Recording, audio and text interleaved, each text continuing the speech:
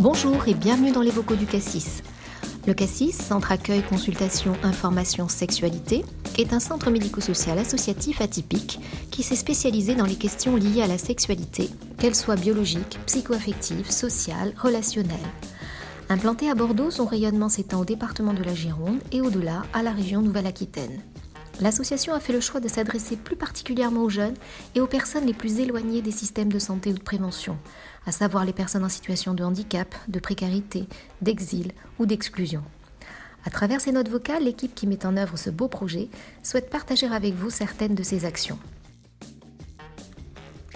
Aujourd'hui, nous retrouvons Tristan, transformé pour l'occasion en web reporter. Il interroge Manon, qui a rejoint l'équipe du Cassis il y a 7 ans, animatrice sociale et socioculturelle et actuellement en formation de conseillère conjugale et familiale.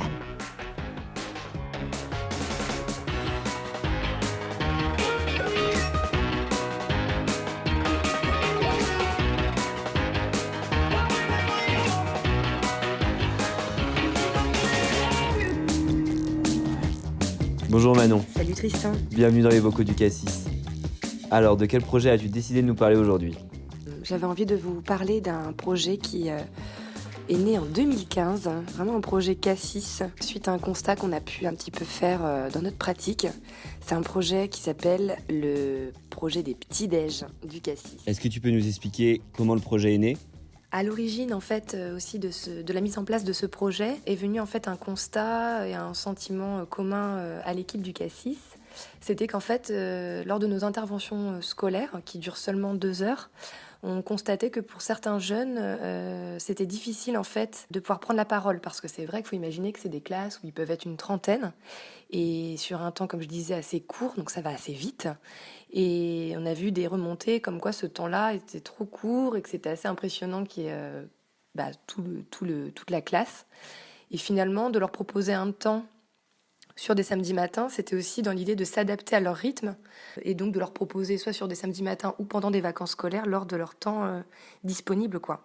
Donc il y avait cette idée-là vraiment importante pour nous à prendre en compte. Aussi, ce qu'on a pu constater, c'est un retour de certaines mamans que l'on reçoit dans le cadre des consultations du centre de planification que l'on a au Cassis. On a eu des retours de mamans qui avaient des jeunes filles à la maison et qui se trouvaient un petit peu embêtées face aux questions de leur fille, sur par exemple l'arrivée des règles et de comment leur expliquer tout ça. Donc ça a été intéressant de prendre en compte leurs demandes parce que finalement, d'avoir un tiers qui n'est pas donc de la famille ou du réseau amical ou quoi, ça permettait donc pour nous de leur proposer ce temps-là pour leur fille. Donc ça, c'était vachement intéressant. Et comment vous avez fait pour entrer en contact avec les jeunes ? Et il a fallu quand même qu'on travaille évidemment avec les acteurs du quartier, donc justement, entre autres ces animateurs et animatrices de ces centres, dans le but qu'ils mobilisent leurs jeunes sur ce type d'action. Et ça a été intéressant parce qu'on a pu se réunir en fait avec les équipes des centres, avec les éducs de Prèves du quartier, qui eux finalement ont une très bonne connaissance de ce public et même peuvent être informés en fait des problématiques que rencontrent ces jeunes filles ou ces jeunes garçons. Donc ça a été intéressant tout ce travail en fait de maillage de ces différentes structures du quartier et finalement de commencer à réfléchir à la création d'un groupe. Donc on a commencé par un groupe exclusivement féminin. Donc ça a été intéressant, eux, avec leur connaissance de ces jeunes, de pouvoir composer un petit groupe qui s'entendent bien et de nous permettre en tout cas aussi de les rencontrer et de rencontrer les parents qui pouvaient avoir quelques appréhensions sur ce type de projet. Donc c'était hyper important de se mettre en lien avec eux. Et alors, comment vous avez fait pour lever les appréhensions ? Ça a été discuté donc avec nos partenaires sur l'idée d'une rencontre avec ces parents. Une rencontre qui avait pour objectif de parler du Cassis, raconter qui l'on était, dans évidemment le but de les rassurer que l'on n'était pas là pour mettre des idées bizarres dans la tête de leurs enfants, mais bien pour répondre à des questions que leurs jeunes se posent. Et que pour ces parents, ça peut être compliqué en fait d'y répondre. Là était l'objectif premier, et puis le deuxième, c'était aussi à cette occasion-là de rencontrer déjà les jeunes qui étaient accompagnés de leurs parents. Donc voilà un petit peu comment nous, on imaginait ce début de ce premier lien avec eux. Et alors ? Comment ça s'est passé avec le premier groupe ? Alors, ce premier groupe était sur des samedis matins, donc entre 10h et midi. Et donc, j'avais donné rendez-vous à ce groupe à 10h du matin au Cassis. Et c'était un groupe de 4 jeunes filles entre 10 et 12 ans. Donc, c'était intéressant parce que ces jeunes filles ne se connaissaient pas forcément. Donc, il a fallu, sur cette première séance, clairement créer un groupe, créer une dynamique et surtout donc faire connaissance.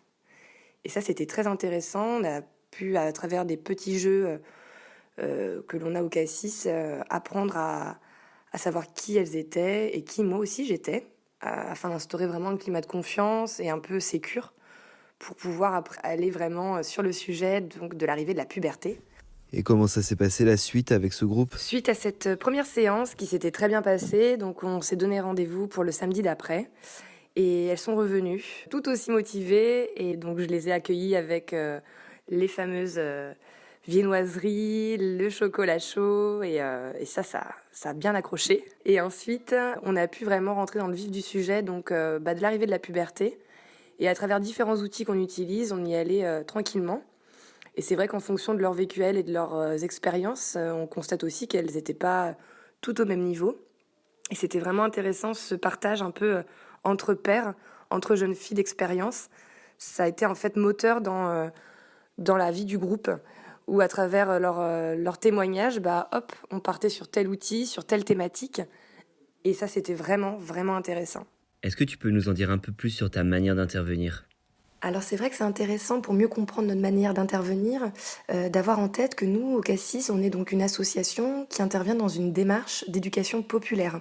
Alors pour être un peu plus clair sur cette démarche, en fait, on part du principe qu'on n'a pas la connaissance absolue. Par contre, on part du principe que le public auprès duquel on intervient, ils ont des connaissances et qu'il est intéressant en fait dans cette démarche-là de partir de ces connaissances et de donner en fait les moyens de comprendre un petit peu autour de la thématique, pour le coup là, de la sexualité, à travers des manières transversales et différentes connaissances que nous aussi on va apporter, de partager tout ça et que ces interventions permettent en fait à ces personnes d'avoir un avis, un propre regard aussi, une propre opinion sur ces sujets-là. Alors on parle beaucoup d'outils, est-ce que tu peux nous expliquer à quoi ils te servent et surtout comment tu les choisis ? Je pense qu'il y a quelque chose d'assez important à prendre en compte en tant qu'intervenant auprès de ces jeunes. C'est que nous-mêmes, on a déjà été adolescents et adolescentes. Et je pense qu'il est important de se rappeler de cette part-là, de cette période-là que l'on a vécue. Parce que c'était une période où effectivement les amis et les loisirs comme la musique, le sport, les films, tout ça, c'était quelque chose qui avait beaucoup d'intérêt pour nous. Et en se rappelant de tout ça aussi, on ne peut que, en tout cas, essayer de se reconnecter à eux et à leur centre d'intérêt. Et c'est vrai qu'à ce moment-là, on peut aussi être ressource de support, d'outils, de nouveaux outils qui peuvent leur correspondre. Et c'est ça qui est intéressant dans ces séances-là. Par exemple, ils vont apporter une thématique, comme j'ai pu le dire, autour de l'amour, de l'amitié.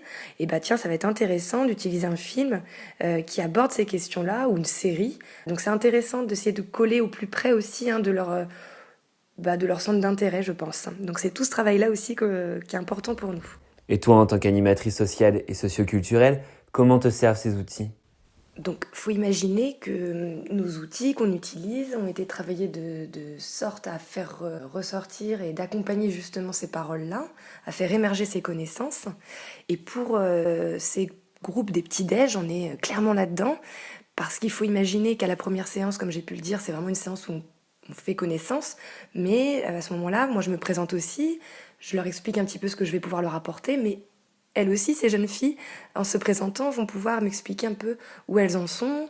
Imaginons, j'ai pu avoir des jeunes filles qui ont pu avoir des grandes sœurs, qui ont eu leurs règles, et donc effectivement, elles avaient certaines connaissances. Et à partir de là, moi, avec des schémas qu'on a nous-mêmes fait, qu'une collègue a elle-même travaillé, on va pouvoir apporter des connaissances, par exemple, plus physiologiques, biologiques, sur le fonctionnement de ce corps féminin.